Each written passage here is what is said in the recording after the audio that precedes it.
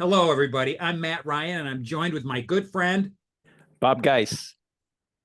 and we are your pair of armchair keepers for Arcane Secrets, and we're going to talk about running Chaosium's Masks of Nyarlathotep Call of Cthulhu 7th Edition campaign. We should just record that intro and just like play, like in the old radio station I used to work at, you just hit it in a loop. You just hit the button. I think people want to hear you say it every time. I struggle through it. You do a great job. No one's going to complain. Folks, I know what you're talking about. Here, we're deep into this. We're up to our neck in mayhem. Bob, you just finished session 2. The Indianapolis team just finished session 2. Yes, I'm on my way to catch up with you. So session 2 was last Thursday. Session 3 is this Thursday.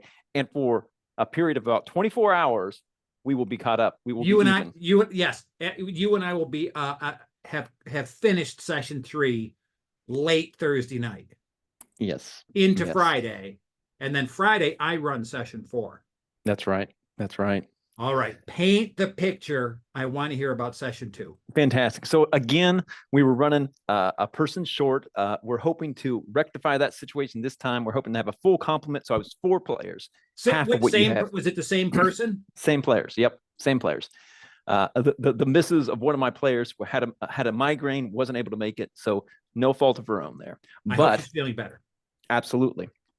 So so we picked off right where we left off, which was really beginning the investigation. So they got all of the props from room 410 and they began to pour through them, right? All of the props. They got all of them. They whether by hook or by crook, they managed to stop the cultists from escaping the room and got all the clues that way. So they began their investigation and they did a really good job. I'm proud of this group because again, what was their first move? Their first move was to go and visit let me see, it was Arthur Emerson actually. So they talked with Arthur Emerson, who is gosh, what is he? He's the importer exporter guy. He's the warehouse. We never talked to him. Yep. So they talked to him and they got from him the information on the Juju house, right? So they were all hot and heavy on the Juju house, and then they went to the funeral. They went to Jackson Alliance's funeral. That's a good scene. It is. It's very poignant, very sad. Yes. And they saw people there. I mentioned the reporter. They got the obit for Jackson Alliance. I mentioned the reporter. There have been no bites on the reporter angle. It takes a while. I had to push the reporter too. No bites there. So then they went to the funeral. Then they decided that to go to the Juju house, just like your crew did. Immediately. Yes. Immediately. They didn't talk to anybody else. They went there and they were there for a while. They were browsing as if they were shoppers, right? Browsing the Juju house. And, then and Silas was there, right? Silas, the proprietor. Silas Inquane. Yes. He was there being very, the gracious host that he is. Yes. And so they talked to him for a long time. And then they asked about Jackson Elias. Bing. Strike 1 against them, right? And then they doubled down on that and ask about the bloody tongue. So it's like, oh, and so I did things, so I had to make a psychology roll. They all blew it except for one guy who saw him flinch, right? Who saw him flinch when they mentioned bloody tongue. So they know that he knows, and he knows that they know, and so next session they're going to have a tail, right? And so they don't know this yet, but they'll have a tail because again, the way I'm putting together this cult is they're sloppy and they're aggressive, right? So we're gonna see. I'm totally going with what your recommendation. Not going to have any sort of ceremony thing unless they really fool around with things, right? So I don't think the players will. Who knows what the heck they'll do? I don't know if they'll go back to the Juju house, but again, there's all kinds of dynamite that can happen there. If they do. There is. Speaking of dynamite, one of my players' plans is to, my players snuck into the empty pawn shop next to the Juju house. Yep. I overheard them talking. Their one plan A is to line the party wall with dynamite. Nice. And then bring down both buildings. I love it. Mayhem is always always the option, right? So my players, they also were intrigued by the pawn shop. It's an interesting layout that they have with that place. So but so then they left. They didn't. There was no escalation. There was no violence that happened at the Juju house. Then they left, and we only got to play for 2 hours. So we only got to tight. Yeah, I'm playing for 3. Yeah. Yeah, I know. So one of the guys, he has a long drive in, and so he doesn't get to my place till 7. And so so we had the cruise. We had the cruise, and so then they left there, and then they went to Jonah Kensington, who is the proprietor of the Prospero house, right? That's good. There's a load of clues there. Load of clues, and I think that the last letter, is that where they get their hands on the last letter from Jackson Elias? Yep. They get his notes, right? His notes that he was going to write, that he was using to compile his book. Yeah. So they get the London notes, the all of that, and then they get that very, very cryptic last message where he is clearly deranged at this point and has really had serious trauma, and they got it, and it's like, what's going on? And so they read the last note first. They didn't go through the big notes. I think one guy read the big notes, and his summation was, "We're screwed."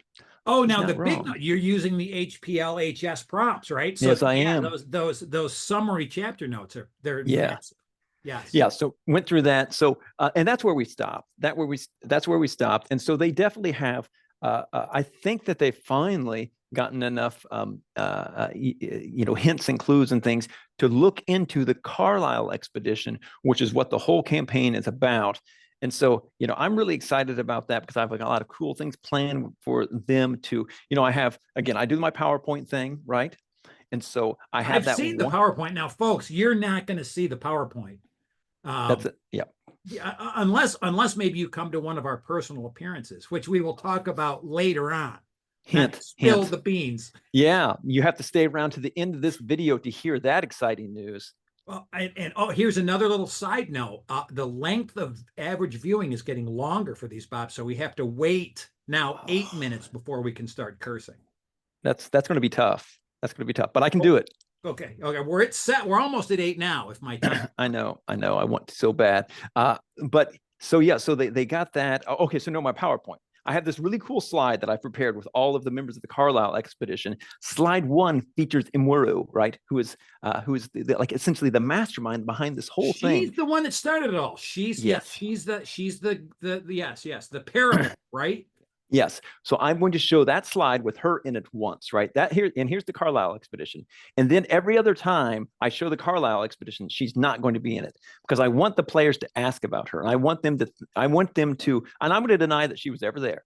So that's next level psychology. That's also lying to your players, which is something that I don't do very well. Considering I'm a consummate liar, I don't lie to my players very well. Again, it's all about deception. It's about heightening the experience. So they will thank me for my lies. They will thank me for my lies. But that's a good move to re-show that slide without that character, so to make them think, hey, how come where'd she go? Why is there no information about her?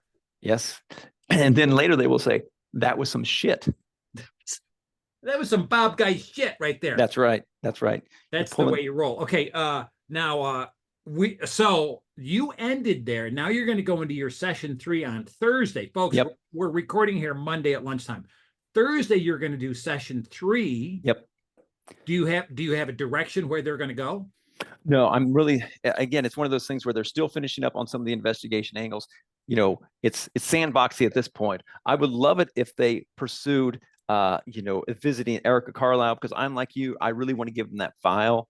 No, not Erica Carlisle. You, the psychiatrist. Well, they visit Erica Carlisle. Oh, wait a second. No, they don't need to visit Erica Carlisle for that. No, they just have to go to they just have to figure out that they can just go to the old record store. Yeah. I don't know. See, I've confused Erica Carlisle because there's also the books that she has in her secret library. Yes, and I am so hesitant to even go there. Yeah, then they're going to have these arcane tomes, and they're going to want to spend time reading them, and then they're going to be pissed that they can't read them instantly. And then there's No. going to be spells, and they're going to want to cast spells. And Yeah, I know. I've never had a group actually get the books. And again, this is my fourth time running this thing. Nobody's ever cracked that nut because again, she's a classy lady, and these are some rough customers, my investigators. So I don't think that anybody has the chops to get on Erica Carlisle's good side. yeah, no, I don't even know if I'm going to go down that way. Now, the other thing that you've got coming up, the other kind of foothold piece is you've got the reading of the will. Yeah, that's right. That's right. That's session 3, the reading of the will. Yeah, again, I'm trying to do a good job of keeping a timeline on this because day by day, especially in the New York chapter, things happen very quickly. You have things happening on specific dates, so it'll become a little bit more loosey goosey when they go to other places. But there's set things that are happening on a timeline. So on the 19th of January, that's when the reading of the will is. Let me see. Carlton Gray, right? Is that right? No, it's somebody else. I can't remember the name of the guy. The lawyer guy. Lawyer? I think yes. It's Joey Lawyer. That's what I called him. Joey Lawyer then. Yeah. So Joey Lawyer has invited them, to the reading of the will. That's and they really. I also forgot they visited the university where the Australian professor had his lecture, and so I let them listen to the thing. The audio file. I did the same. Yeah, I did the same. Now you might not even go to Australia.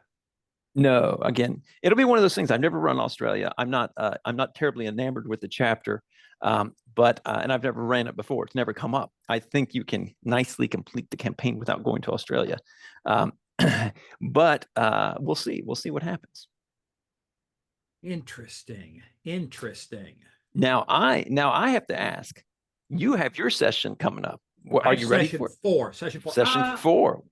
This is a very there's a lot to juggle. The mask is a lot more sandboxy than HOTO, which again, HOTO is the abbreviation of Horror on the Orient Express, which is really that's the big campaign I've just finished about a year ago. No, a few months ago. It took me to finish. Yep. That's nicely linear. I have to say, right? Things kind of fall right into place. You sort of always know what to do. The players kind of know what to do next. Mm-hmm. Masks is much more fluid, much more flexible. So I'm not quite sure what they're going to do. I know one thing that they're not going to do is they're not going back to the fucking Juju house. I figured three shots at the Juju house, and then that's it. If they go back, then you need to punish them for their hubris. Right, bring the hammer down on them, or the panga. What's the big get from the Juju house? They can find some little knickknacks. They find mythos knickknacks downstairs. They find the big mask that could fuck them up forever. Yeah, they could. I mean, there's also Africa's dark sects. The page with the T. The book page. The book. Yes. Page. Yeah, it's the book page. That's the handout. But they can also read that book and, get a little bit of mythos action going. It took us a while at the table for me to get sexts right and not just say dark sex or what. Yeah, I know. It's like it would be a much more interesting read, probably. I'm just saying. Scrap, you can't say that. Now,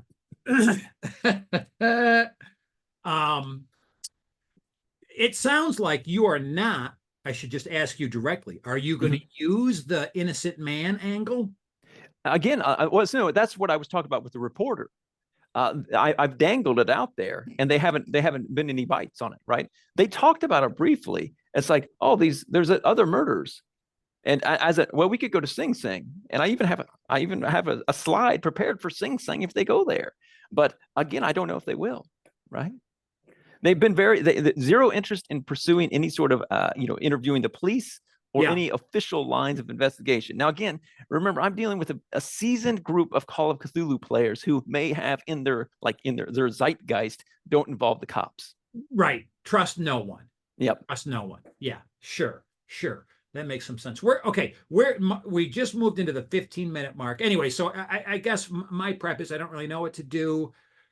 We've got the Erica Carlisle. I do know we're going to land it, and I've told everybody this is the last session in New York, and from here I'd like to know where you want to go. And it seems like the team is evenly split between Shanghai and London. Yeah. I would Shanghai be doing would be an interesting move. I've been reading the Shanghai chapter. It's a beautiful chapter. I love it. I love it. I mean, it's magnificent. I mean, it is the penultimate chapter, in my opinion. Yeah. Jack Brady's there. Yep.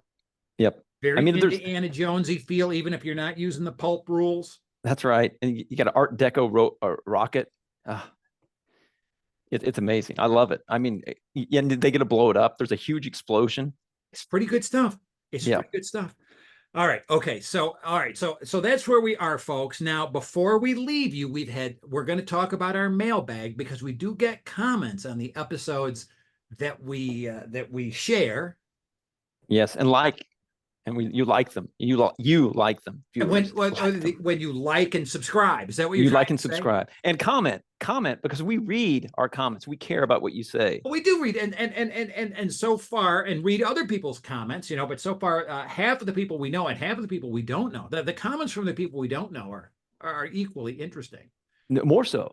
I think, and now people have wanted more.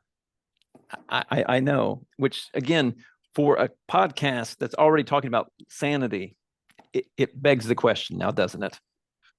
Few people have asked for more Matt Ryan time in my life.